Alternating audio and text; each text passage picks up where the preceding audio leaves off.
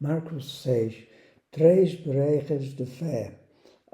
Neste capítulo encontramos três tipos de pessoas que não têm fé por causa de várias qualidades. O primeiro, pessoas eram ofendidos em Jesus. Pessoas com ofensas não têm fé. Segundo episódio, uma pessoa que rejeitem a justiça de Deus, que gosta mais do seu pecado, também não tem fé. Terceiro grupo, terceira pessoa, tipo de pessoa, é uma pessoa que simplesmente tem um coração endurecido, que não crê, que duvida, uma pessoa que não crê, confia em Deus. Então vamos para o primeiro, um profeta sem honra.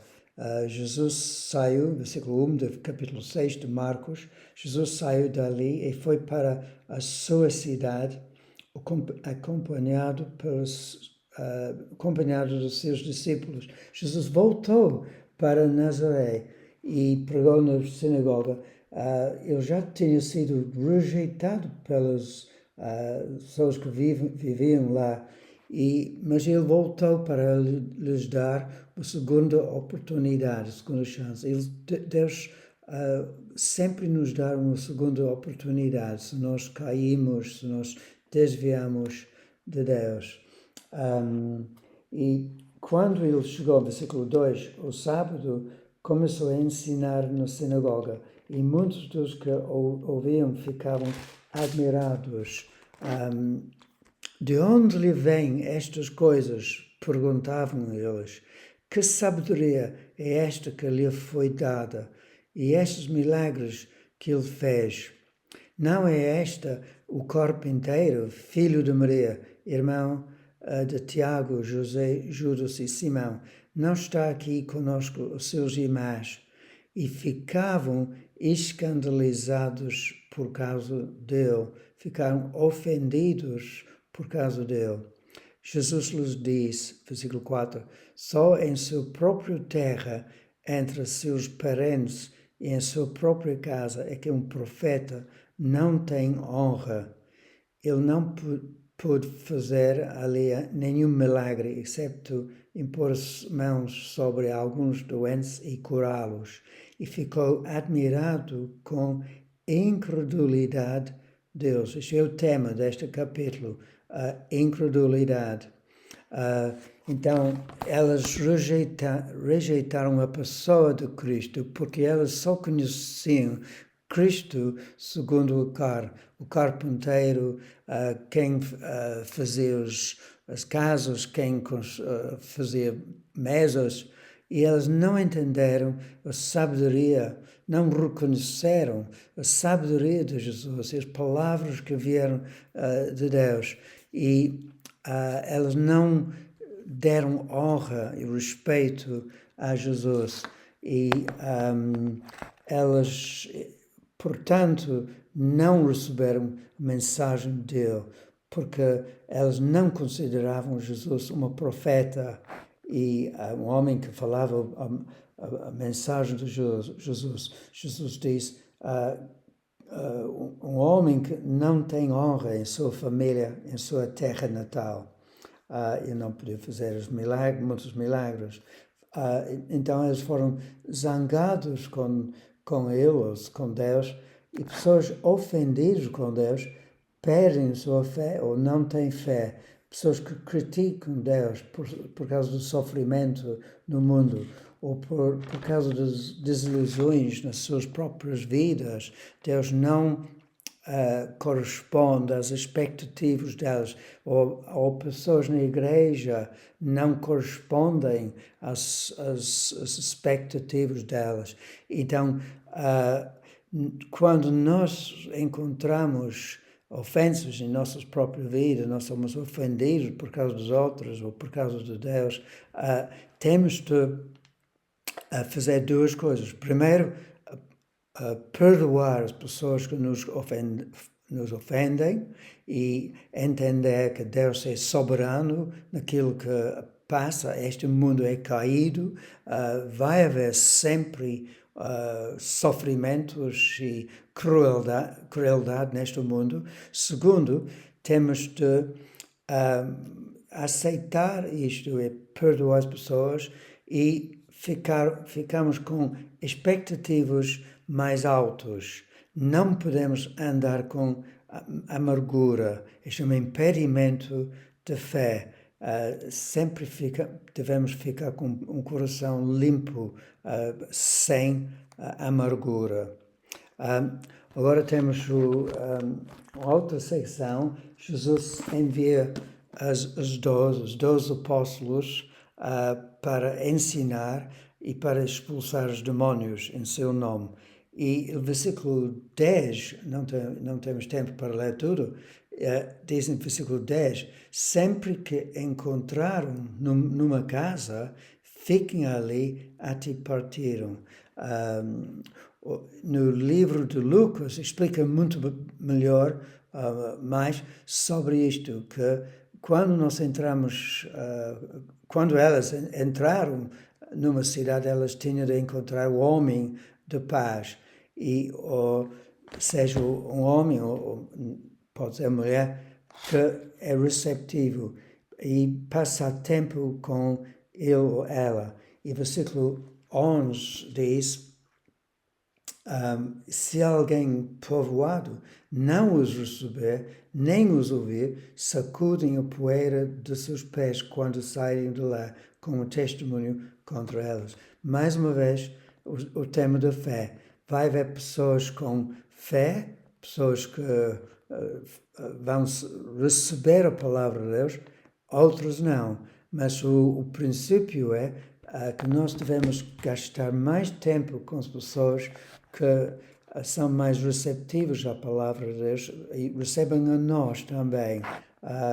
E os outros devemos descartar, no certo sentido, evitar passar muito tempo com eles. Claro que eles precisam ouvir sobre o amor de Cristo, mas devemos gastar mais tempo com as pessoas mais abertas, preparados por Deus para receber Evangelho. Então, procura o homem e mulher de paz na sua situação.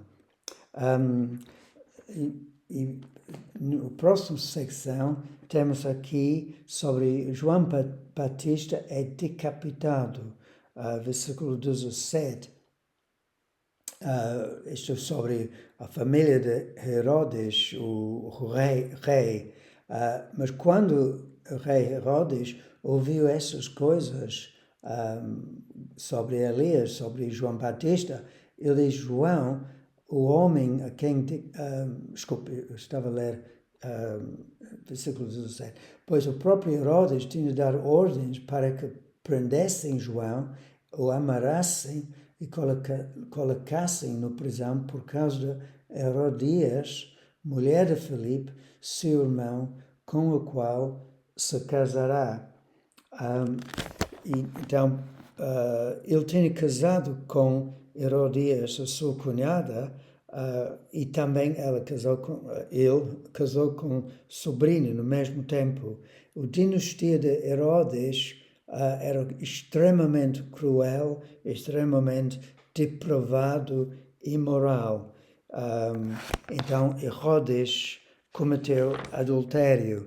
E João Batista denunciou o rei, denunciou a sua esposa, e ela não gostou de maneira nenhuma. Versículo 18. Portanto, João dizia a Herodes, não te é permitido viver com a mulher de teu irmão. Era ilícito, segundo a lei do Antigo Testamento, porque Herodes temia João e protegia, sabendo que ele era um homem justo e santo. Quando ouvia, ficava perplexo. Mesmo assim, gostava de ouvi-lo. Mas a esposa não tinha tanto paciência com João. E ele encontrou com a mulher uma oposição muito forte. versículo 24, sim, versículo 24, e depois de uma festa, quando a filha de Herodias dançava perante o rei, e a filha, Salomé, foi ter com a mãe para esclarecimento, porque Herodes, o rei, ofereceu uma grande recompensa, e ela perguntou à mãe o que ela devia pedir ao rei. E versículo 24, ela, Salomé, saiu e disse à sua mãe: que pedirei? Cabeça de João Batista, respondeu ela. Ela odiava o rei, odiava João Batista, e esta ira fez com que ela não acreditasse em Deus, nem a palavra. Então, mostra-nos que através desta ódio, esta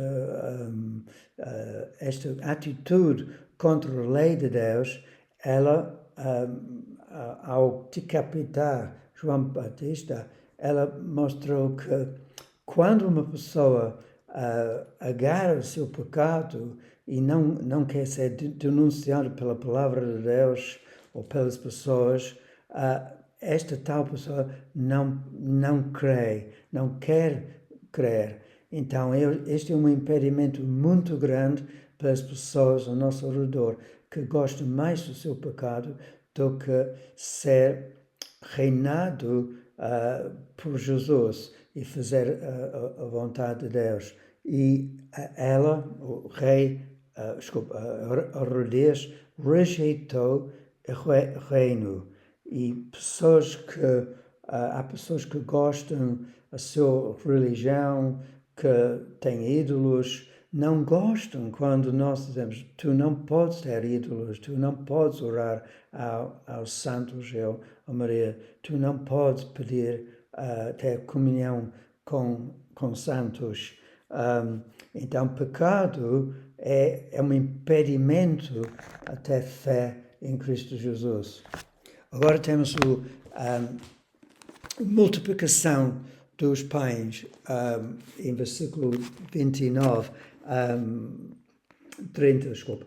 A primeira multiplicação dos pães, os apóstolos reuniram-se a Jesus e lhe relataram tudo o que tinha feito e ensinado, porque eles foram pela viagem e missão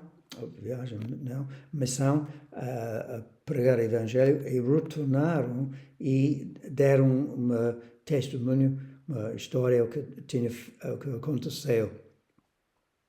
Havia muita gente indo e vindo, a ponto de elas não terem tempo para comer. Jesus lhes disse: venham comigo para um lugar deserto e descansem um pouco. É melhor remédio quando nós somos cansados, espiritualmente ou fisicamente, é passar tempo com Jesus e comer bem e descansar, dormir e passar tempo com Jesus e ouvir a voz dele.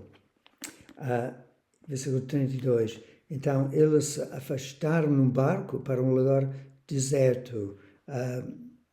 Mas muitos dos que os viram retiraram-se, tendo-os reconhecido,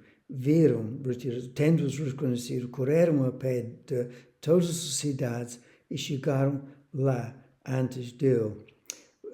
Quando Jesus saiu do barco, viu uma grande multidão, teve compaixão deles, porque eram como ovelhas sem pastor. Então começou a ensinar-lhes muitas coisas. Versículo 35. Já era tarde, e por isso os seus discípulos aproximaram-se dele e disseram: este é um lugar deserto, já é tarde. Manda embora o povo para que possa ir aos campos e povoados vizinhos comprar algo para comer.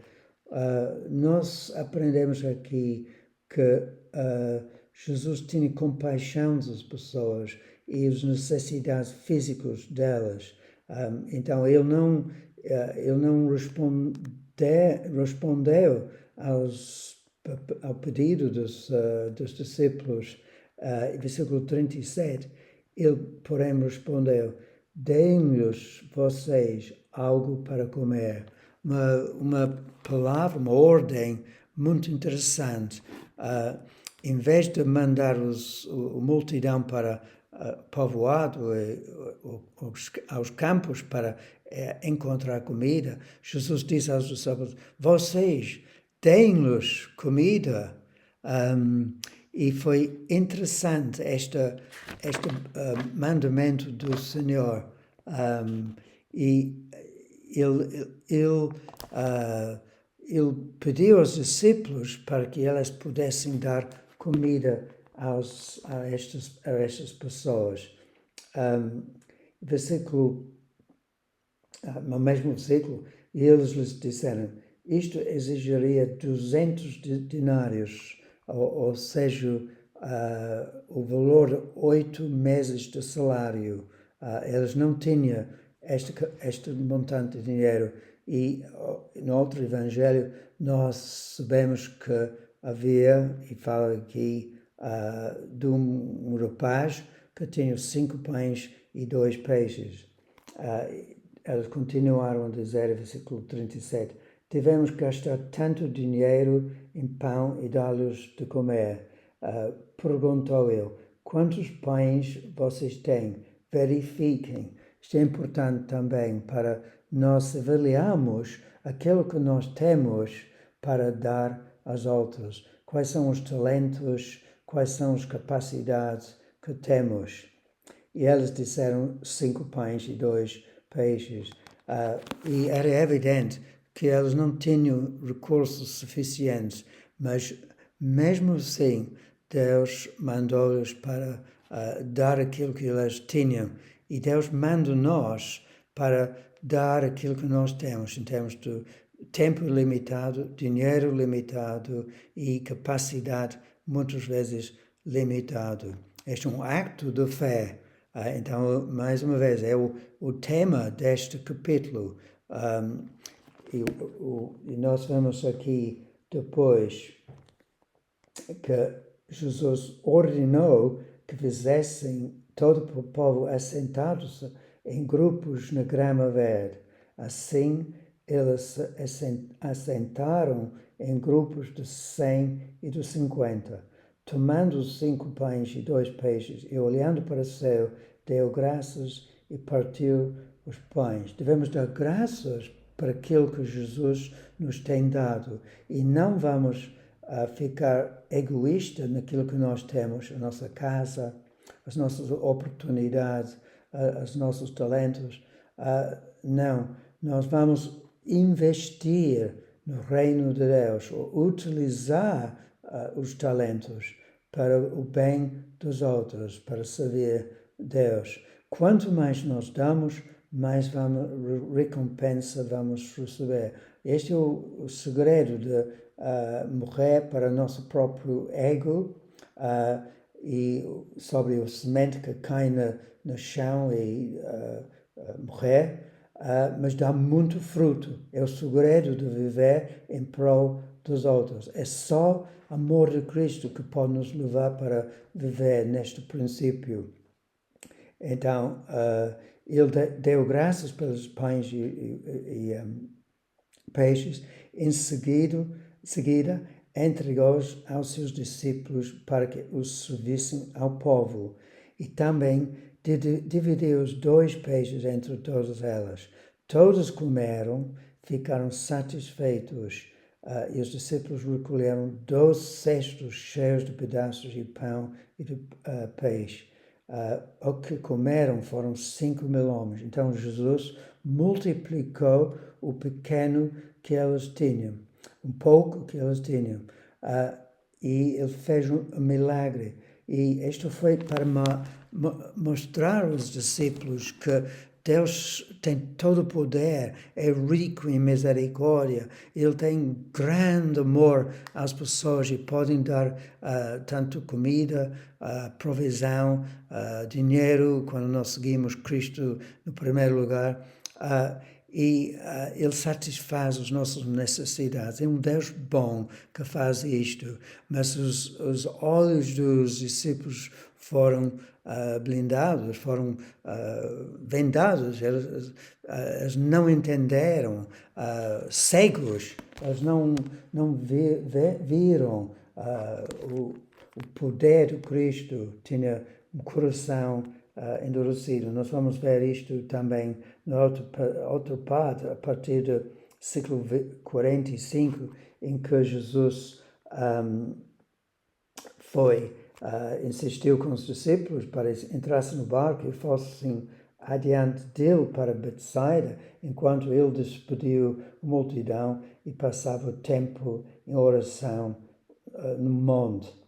E ao anoitecer, foi entre 3 horas e 4 horas de madrugada, os discípulos estavam a remar contra o vento e Jesus apareceu andando sobre as águas, e eles pensavam que era um fantasma e ficaram atônitos, ficaram completamente admirados e pensavam que era completamente...